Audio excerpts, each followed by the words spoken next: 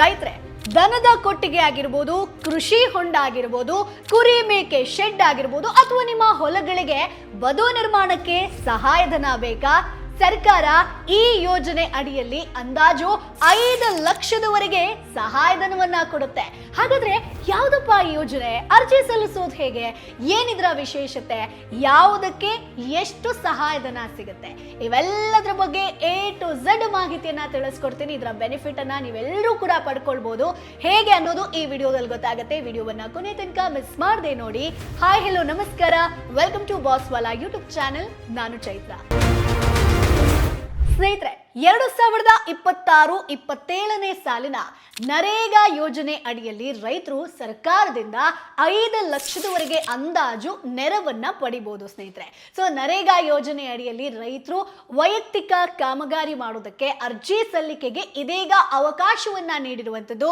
ಹೇಗೆ ಅರ್ಜಿ ಸಲ್ಲಿಸಬೇಕು, ಎಲ್ಲಿ, ಏನು ಅಂತ ಅನ್ನುವಂಥ ಕ್ಲಿಯರ್ ಕಟ್ ಮಾಹಿತಿಯನ್ನ ಇಲ್ಲಿ ನಿಮಗೆ ತಿಳಿಸ್ಕೊಡ್ತೀನಿ ಸ್ನೇಹಿತರೆ. ಸೊ ಹಳ್ಳಿಗಳಲ್ಲಿ ರೈತರು ತಮ್ಮದೇ ಆದಂತ ಹೊಲ ಆಗಿರ್ಬೋದು, ತೋಟ ಆಗಿರ್ಬೋದು, ಗದ್ದೆಗಳಲ್ಲಿ ಕೆಲಸ ಮಾಡಿ ಅನುದಾನವನ್ನ ಪಡೆಯುವುದಕ್ಕೆ ನರೇಗಾ ಯೋಜನೆ ಅಡಿಯಲ್ಲಿ 100 ದಿನಗಳ ಉದ್ಯೋಗ ಒದಗಿಸಲಾಗುತ್ತೆ ಸ್ನೇಹಿತರೆ. ಅಂದ್ರೆ ಇಲ್ಲಿ ಬರಪೀಡಿತ ಪ್ರದೇಶಗಳಲ್ಲಿ ಪ್ರತಿ ಕುಟುಂಬಕ್ಕೆ 150 ದಿನ ಉದ್ಯೋಗ ಖಾತ್ರಿಯನ್ನ ನೀಡಲಾಗುತ್ತೆ. ಸೊ ಈ ಒಂದು ಏನ್ ಅವಕಾಶವನ್ನ ಸರ್ಕಾರ ಕೊಡ್ತಾ ಇದೆಯೋ ಇದನ್ನ ಬಳಸ್ಕೊಂಡು ರೈತರು ತೋಟಗಾರಿಕೆ ಆಗಿರ್ಬೋದು, ರೇಷ್ಮೆ, ಜಾನುವಾರು ಶೆಡ್ ಸೇರಿದಂತೆ ಇದರ ವೈಯಕ್ತಿಕ ಕಾಮಗಾರಿ ಅನುಷ್ಠಾನಗೊಳಿಸೋದಕ್ಕೆ ತಲಾ ಒಂದು ಕುಟುಂಬಕ್ಕೆ ಬರೋಬ್ಬರಿ 5 ಲಕ್ಷ ರೂಪಾಯಿವರೆಗೆ ಅಂದಾಜು ಸಹಾಯವನ್ನು ನೀಡಲಾಗುತ್ತೆ. ಅಂದ್ರೆ ಒಬ್ಬ ವ್ಯಕ್ತಿಗೆ 5 ಲಕ್ಷ ಅಲ್ಲ ಸ್ನೇಹಿತರೆ, ಕಂಪ್ಲೀಟ್ ಒಂದು ಕುಟುಂಬ ಅಂತ ಬಂದಾಗ ಒಂದು ಕುಟುಂಬಕ್ಕೆ ಅಂದಾಜು 5 ಲಕ್ಷದವರೆಗೆ ಸಿಗುತ್ತೆ. ಸೊ ಯಾರಿಗೆಲ್ಲ ಸಿಗುತ್ತೆ ಈ ನೆರವು? ಸೊ ನರೇಗಾ ಯೋಜನೆ ಅಡಿಯಲ್ಲಿ ಗ್ರಾಮದ ಶಾಲೆ ಆಗಿರ್ಬೋದು, ಅಂಗನವಾಡಿ ಕಟ್ಟಡ ನಿರ್ಮಾಣ ಆಗಿರ್ಬೋದು, ಕೆರೆಕಟ್ಟೆ ನಿರ್ಮಾಣ ಆಗಿರ್ಬೋದು, ಅಥವಾ ಗುಂಡು ತೋಪು ಆಗಿರ್ಬೋದು, ಈ ತರ ಒಂದಷ್ಟು ಸಮುದಾಯ ಕಾರ್ಯಗಳಿಗೆ ಈ ಅನುದಾನವನ್ನ ಪಡಿಬಹುದು. ಜೊತೆಗೆ ನಿಮ್ಮದೇ ಹೊಲ ಇತ್ತು ಅಂತಂದ್ರೆ, ತೋಟ ಇತ್ತು ಅಂತಂದ್ರೆ, ಕೊಟ್ಟಿಗೆ ನಿರ್ಮಾಣ ಮಾಡಬೇಕು ಅಂತಂದ್ರೆ ವೈಯಕ್ತಿಕ ಕಾಮಗಾರಿಗಳಿಗೂ ಕೂಡ ಆರ್ಥಿಕ ನೆರವನ್ನ ಸರ್ಕಾರ ಕೊಡ್ತಾ ಇದೆ. ಸೊ ಸಣ್ಣ ಆಗಿರ್ಬೋದು ಅಥವಾ ಅತೀ ಸಣ್ಣ ರೈತರು, ತುಂಬಾ ಕಷ್ಟದಲ್ಲಿರೋರಿಗೆ, SC ST ಸಮುದಾಯದವರಿಗೆ, ಅಥವಾ ಬಡತನ ರೇಖೆಗಿಂತ ಕೆಳಗಿನ ಕುಟುಂಬದವರಾಗಿರ್ಬೋದು, ಅಥವಾ ಮಹಿಳಾ ಪ್ರಧಾನ ಕುಟುಂಬ ಆಗಿರ್ಬೋದು, ಅಥವಾ ಅಂಗವಿಕಲರಾಗಿರ್ಬೋದು, ಇಂಥವ್ರಿಗೆಲ್ಲರಿಗೂ ಕೂಡ ವಸತಿ ಯೋಜನೆಯ ಫಲಾನುಭವಿಗಳು ಸೇರಿದಂತೆ ಗ್ರಾಮೀಣ ಭಾಗದ ಫಲಾನುಭವಿಗಳು ವೈಯಕ್ತಿಕ ಕಾಮಗಾರಿಗಳಿಗೆ ಆರ್ಥಿಕ ನೆರವನ್ನ ಇದೀಗ ಸರ್ಕಾರದಿಂದ ಪಡಿಬಹುದು. ಸರ್, ನಾನು ಏನ್ ಇಷ್ಟು ಕ್ಯಾಟಗರಿ ಹೇಳಿದೆ, ಇವ್ರಿಗೆಲ್ಲರೂ ಕೂಡ ಬೆನಿಫಿಟ್ ಅನ್ನ ಪಡಿಬಹುದು. ಸೊ ನೀವು ಕೇಳ್ಬೋದು, ಸರಿ ಹಾಗಾದ್ರೆ ಯಾವ್ಯಾವ ಕಾಮಗಾರಿಗೆ ಎಷ್ಟೆಷ್ಟು ಸಹಾಯಧನ ಸಿಗುತ್ತೆ, ಅದರ ಬಗ್ಗೆ ಕೂಡ ಹೇಳ್ತೀನಿ. ಸೊ ರೈತರು ತಮ್ಮದೇ ಸ್ವಂತ ಜಮೀನುಗಳಲ್ಲಿ ಈಗ ಫಾರ್ ಎಕ್ಸಾಂಪಲ್ ಕೃಷಿ ಹೊಂಡ ನಿರ್ಮಾಣ ಮಾಡಬೇಕು, ಅಥವಾ ನೀವು ಬದು ಕಟ್ಟಬೇಕು ಅಂತಂದ್ರೆ, ಅಥವಾ ಬಾವಿ ತೋಡಬೇಕು ಅಂತಂದ್ರೆ, ಕೋಳಿ ಶೆಡ್ ಆಗಿರ್ಬೋದು, ಹಂದಿ ಶೆಡ್ ಆಗಿರ್ಬೋದು, ಕುರಿ ಮೇಕೆ ಆಗಿರ್ಬೋದು, ಇಂತಹ ಕಟ್ಟಡ ನಿರ್ಮಾಣಕ್ಕೆ ಅಂದ್ರೆ ಕೊಟ್ಟಿಗೆ ನಿರ್ಮಾಣ ಏನ್ ಹೇಳ್ತೀವೋ ಅದಕ್ಕೂ ಕೂಡ ಇಲ್ಲಿ ಅವಕಾಶ ಇದೆ. ಇಲ್ಲ ಅಂತಂದ್ರೆ ಬಚ್ಚಲು ಗುಂಡಿ ಆಗಿರ್ಬೋದು, ಅಥವಾ ಕೊಳವೆ ಬಾವಿ ನಿರ್ಮಾಣ ಮಾಡಬೇಕು ಅಂತಂದ್ರೆ, ಅಥವಾ ಅಜೋಲಾ ಘಟಕ ಈಗಂತೂ ಸಿಕ್ಕಾಪಟ್ಟೆ ಡಿಮಾಂಡ್ ಇದೆ, ಎರೆಹುಳು ಗೊಬ್ಬರ ಆಗಿರ್ಬೋದು, ಇಂಗು ಗುಂಡಿ ನಿರ್ಮಾಣ ಮಾಡಬೇಕು ಅಂತಂದ್ರೆ, ಅಥವಾ ರೇಷ್ಮೆ ಕೃಷಿಗೂ ಕೂಡ ಇಲ್ಲಿ ನಿಮ್ಗೆ ಸಹಾಯಧನ ಸಿಗುತ್ತೆ. ಸೊ ಇಲ್ಲಿ ರೈತರು ಅಂತ ಬಂದಾಗ ಕೃಷಿಯ ಎಲ್ಲಾ ಚಟುವಟಿಕೆಗಳಿಗೂ ಕೂಡ ಅವಕಾಶ ಸಿಗುವಂಥದ್ದು. ಸೊ ಈಗ ರೈತರೇ, ನಾನು ಯಾವ್ದ್ಯಾವ್ದಕ್ಕೆ ನಿಮ್ಗೆ ಈ ಸಹಾಯಧನ ಸಿಗುತ್ತೆ ಅಂತ ಹೇಳಿದೆ. ಸೊ ಯಾವ ಕಾಮಗಾರಿಗೆ ಎಷ್ಟೆಷ್ಟು ಸಹಾಯಧನ ಅನ್ನೋದನ್ನ ನೋಡ್ತಾ ಹೋಗೋಣ.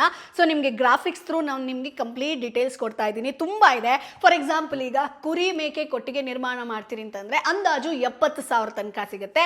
ಇನ್ನು ದನದ ಕೊಟ್ಟಿಗೆ 4 ದನಗಳಿಗೆ ಅಂದಾಜು 57,000 ಸಿಗುತ್ತೆ.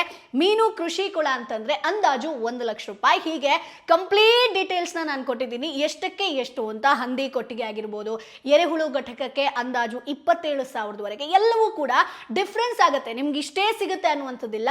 ನಿಮ್ಮ ಒಂದು ಅರ್ಹತೆ ಆಗಿರ್ಬೋದು, ನೀವು ಕೊಡುವಂತಹ ಡಾಕ್ಯುಮೆಂಟ್ಸ್ ಆಗಿರ್ಬೋದು, ಇದಕ್ಕೆ ಸಂಬಂಧಪಟ್ಟಂಗೆ ನಿಮ್ಗೆ ಸಿಗುವಂಥದ್ದು ಸ್ನೇಹಿತರೆ. ಸೊ ಈ ನರೇಗಾ ನೆರವನ್ನ ಹೇಗೆ ಪಡೆಯೋದು ಅನ್ನೋದ್ರ ಬಗ್ಗೆ ಕೂಡ ಹೇಳ್ತೀನಿ. ಸೊ ಮಹಾತ್ಮ ಗಾಂಧಿ ರಾಷ್ಟ್ರೀಯ ಗ್ರಾಮೀಣ ಉದ್ಯೋಗ ಖಾತ್ರಿ, ಇದರ ಕಂಪ್ಲೀಟ್ ಒಂದು ಫುಲ್ ಫಾರ್ಮ್ ಬಂದು, ಈ ಯೋಜನೆಯ ಈ ಎಲ್ಲಾ ಸಹಾಯಧನವನ್ನ ಪಡಿಬೇಕು ಅಂತಂದ್ರೆ ಮುಖ್ಯವಾಗಿ ರೈತರು ಉದ್ಯೋಗ ಚೀಟಿ ಅಥವಾ ಜಾಬ್ ಕಾರ್ಡ್ ಅನ್ನ ಹೊಂದಿರಲೇಬೇಕು ಸ್ನೇಹಿತರೆ. ಸ್ಥಳೀಯ ಗ್ರಾಮ ಪಂಚಾಯತಿಗೆ ನೀವು ಮೊದಲನೇದಾಗಿ ಹೋಗಬೇಕು, ಕುಟುಂಬದ ಸದಸ್ಯರ ಸೂಕ್ತ ದಾಖಲೆಗಳನ್ನ ಒದಗಿಸಬೇಕಾಗತ್ತೆ. ಸೊ ಜಾಬ್ ಕಾರ್ಡ್ ಅನ್ನ ಕೊಡಬೇಕಾಗತ್ತೆ.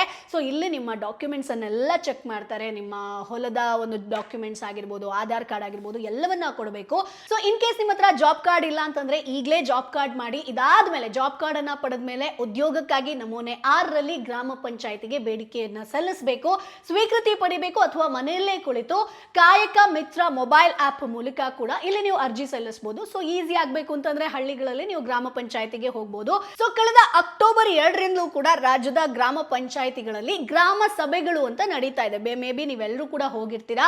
ಸೊ ಮರೀದೇ ಆ ಗ್ರಾಮ ಸಭೆಗಳಲ್ಲಿ ಭಾಗಿಯಾಗಿ ನರೇಗಾ ಅನುದಾನದ ಕುರಿತು ಕಂಪ್ಲೀಟ್ ಮಾಹಿತಿಯನ್ನ ಅಲ್ಲಿ ನಿಮಗೆ ತಿಳಿಸ್ಕೊಡ್ತಾರೆ. ಬಿಕಾಸ್ ಯಾಕಂತಂದ್ರೆ ಸೊ ಸರ್ಕಾರ ನಿಮಗೆ ಒಂದು ಯೋಜನೆ ರೂಪದಲ್ಲಿ ಸಹಾಯಧನವನ್ನ ಕೊಡುತ್ತೆ ಅಂತಂದ್ರೆ ಯಾಕೆ ಬಿಡ್ಬೇಕು ಹೇಳಿ? ಯಾಕಂತಂದ್ರೆ ಸರ್ಕಾರ ಹೊಲ ಬದು ನಿರ್ಮಾಣ ಆಗಿರ್ಬೋದು, ಅಥವಾ ಹೊಂಡ ನಿರ್ಮಾಣ ಮಾಡೋದಕ್ಕೆ, ಕೃಷಿ ಹೊಂಡ ನಿರ್ಮಾಣ ಮಾಡೋದಕ್ಕಾಗಿರ್ಬೋದು, ಅಜೋಲ ಘಟಕ ಆಗಿರ್ಬೋದು, ಎಲ್ಲದಕ್ಕೂ ಕೂಡ ಸಪೋರ್ಟ್ ಅನ್ನ ಮಾಡುತ್ತೆ. ಸೊ ಈಗ ನಾವಾಗೆ ಕೃಷಿ ಹೊಂಡಕ್ಕೆ ಖರ್ಚು ಮಾಡ್ತೀವಿ ಅಂತಂದ್ರೆ ಎಷ್ಟು ಲಕ್ಷ ತಗಲುತ್ತೆ ಹೇಳಿ? ಅದೇ ಸರ್ಕಾರ ನಿಮ್ಗೆ ಈ ಯೋಜನೆ ಅಡಿಯಲ್ಲಿ, ಅಂದ್ರೆ ನಾನು ಏನ್ ನರೇಗಾ ಯೋಜನೆ ಅಡಿ ಹೇಳಿದ್ನೋ, ಸೊ ಇದರ ಅಂಡರ್ ಅಲ್ಲಿ ನಿಮಗೆ ಸುಮಾರು ಅಂದಾಜು 5 ಲಕ್ಷದವರೆಗೆ ಸಿಗುತ್ತೆ ಅಂತಂದ್ರೆ ಸಾಕಷ್ಟು ಸದುಪಯೋಗವನ್ನ ಪಡಿಸ್ಕೊಳ್ಬಹುದು. ತುಂಬಾ ರೈತರು ನನ್ನ ಹತ್ರ ಕೃಷಿ ಹೊಂಡ ಇಲ್ಲ, ಅಥವಾ ಹೊಲಗಳಲ್ಲಿ ಯಾವುದೇ ಕೆಲಸ ಮಾಡೋದಕ್ಕಾಗಲ್ಲ, ನನ್ನ ಹತ್ರ ದುಡ್ಡಿಲ್ಲ ಅಂತ ಅನ್ಕೊಂಡಿರ್ತಾರೆ. ಸೊ ಸರ್ಕಾರ ಈ ಒಂದು ಅವಕಾಶವನ್ನ ಕೊಡ್ತಾ ಇದೆ. ಸೊ ಈ ವಿಡಿಯೋನ ಒಂದಷ್ಟು ಜನರಿಗೆ ಶೇರ್ ಮಾಡಿ, ಅವ್ರಿಗೂ ಕೂಡ ಮಾಹಿತಿ ಸಿಗ್ಲಿ. ಈ ವಿಡಿಯೋ ನಿಮ್ಗೆ ಯೂಸ್ಫುಲ್ ಆಗಿರುತ್ತೆ ಅಂತ ಅನ್ಕೊಳ್ತೀನಿ. ಮುಂದಿನ ವಿಡಿಯೋದಲ್ಲಿ ಮತ್ತಷ್ಟು ಮಾಹಿತಿ ಜೊತೆ ನಾನು ನಿಮ್ಮ ಮುಂದೆ ಹಾಜರಿರ್ತೀನಿ. ಅಲ್ಲಿವರೆಗೂ tata bye bye. Boss Wala. Be the boss.